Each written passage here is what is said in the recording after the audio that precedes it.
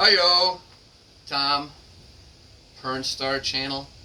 This might be the most requested video on my channel. A bunch of you guys wanted to see a review of my new tire machine, so that's what we're doing today. My review of the Mayflower 960.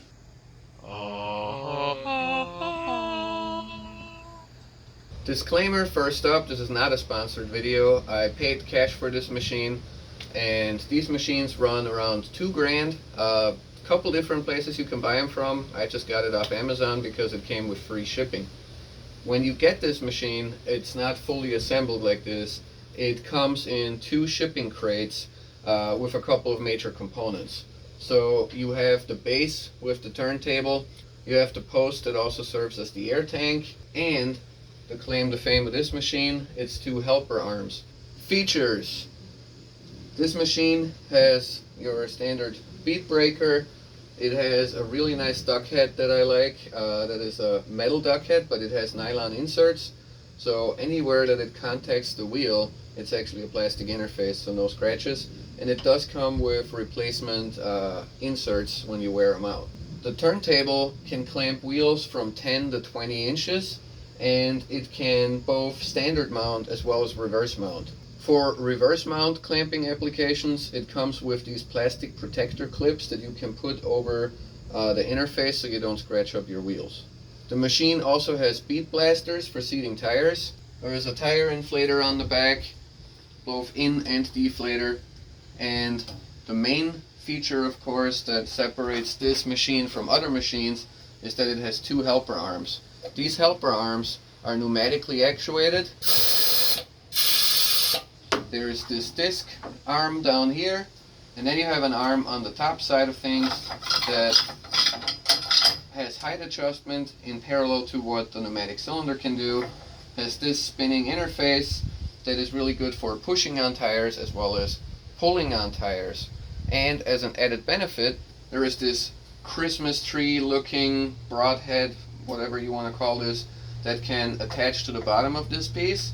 We'll talk more about the function of this later, but it's related to mounting reverse wheels into the machine. Off to the side of the helper arms is this little shelf that can hold your spare parts or valve stems or whatever the case may be. And down here on the side is the pedal for the inflator as well as the bead blaster. I held off on prematurely reviewing this machine, so I have changed probably 40 to 50 tires on this so far. And so far I love this machine. It does everything I want it to do. I haven't had any issues with it. The instructions were bad, and the main air fitting that you attach the machine to is a Japanese or Chinese standard fitting, so you can't find a chuck that goes along with it locally anywhere, most likely. So you have to source that online, or you improvise and utilize barb fittings or something. But outside of that, those are really the only shortcomings I could find. Once the machine was hooked up, it was smooth sailing. And I figured the best way to show you how much I like the machine is to just change a tire and take you along for the ride. So today we're mounting a fresh 255/40/17 on a 17x9 wheel. And to get started, we're going to take the valve core out. First off, we got to debeat the tire. I usually start on the barrel side of the wheel and then proceed to the lip side of the wheel.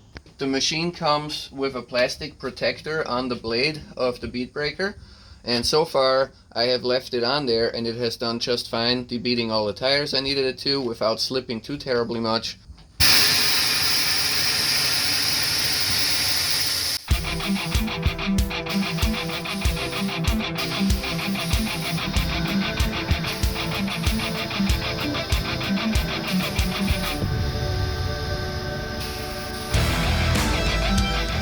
Step 2, clamping.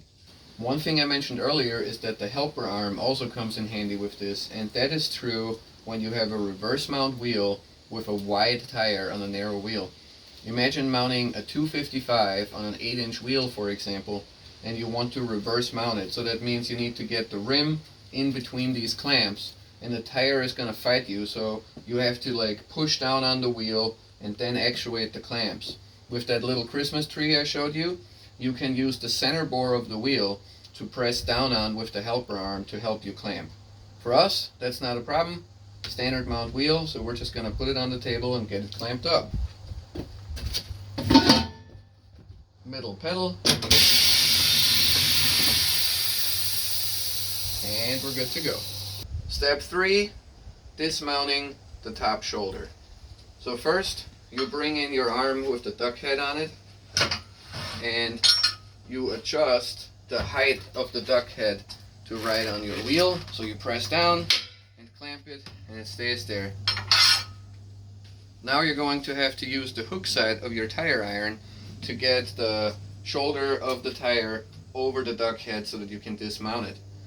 If you run into issues where you're like bending tire irons or it seems excessively hard to do it, then something's wrong in your process, and I'll show you that real quick.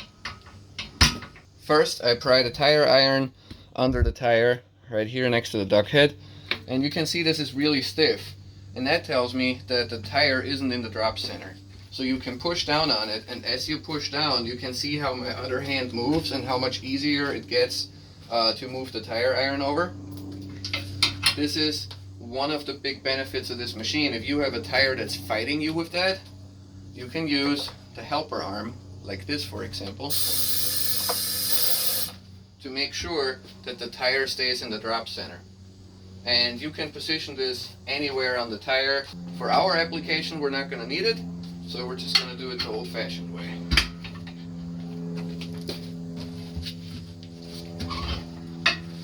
Here it's important that you ensure that your tire actually goes over the duck head, otherwise it's not going to do anything when you start spinning the machine. I usually hold on to the tire iron so that it doesn't scratch the wheels up, and then I'll step on the leftmost pedal to start the table to turn.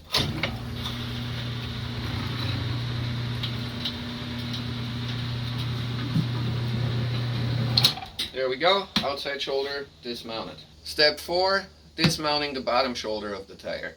So in this case, we need to get the tire up into the drop center, use the tire iron to get the tire over the duck head. And there's another feature of the machine that comes in handy. Depending on your wheels and tires, you sometimes run into the condition where the tire is really hard to pull up. Some of the barrels of wheels aren't very conical, they're almost straight, so the tire wants to fight you. You can bring this disc under the tire to lift up on it. Again, don't need it now, but it's nice to have.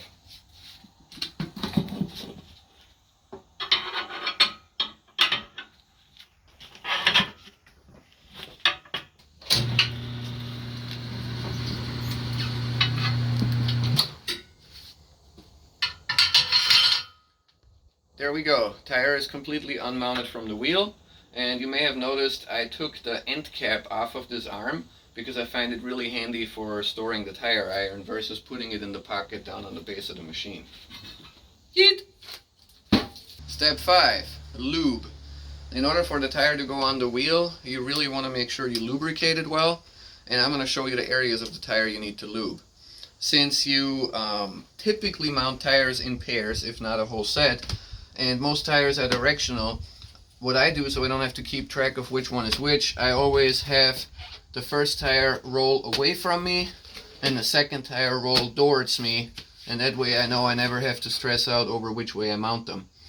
When I'm going to lift them up, this is going to be the bottom side that goes onto the wheel first. So what we need to lubricate here is this face of the tire and the inside, and the more critical portion is on the back of it. So the shoulder that goes on top needs to be well lubricated on the whole inside and the other two areas like the other side. But this is where most of your friction comes from running over the duck head. So that's the most critical part to lube.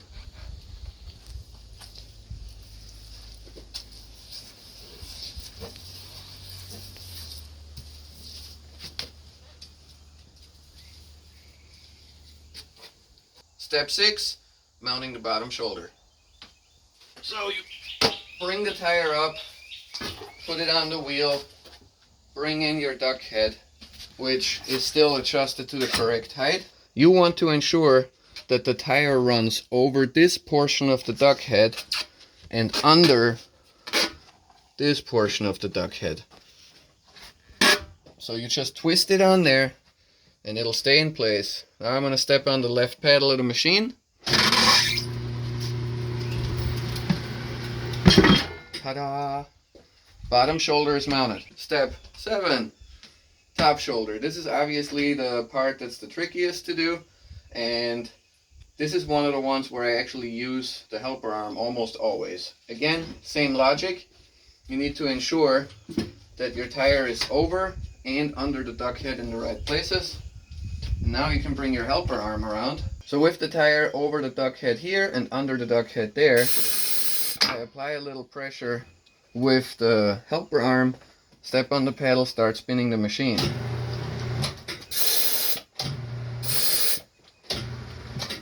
What's critical here is that the tire always needs to stay in the drop center. If the tire catches on the actual bead seating area, it'll bind up the machine and it'll be a pain.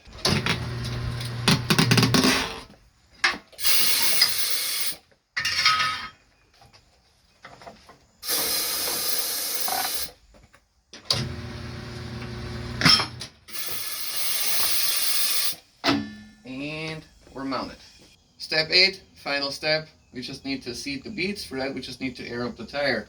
So we unlock the duck head, bring it out of the way, go to the other side of the machine, grab our air chuck, and let her rip.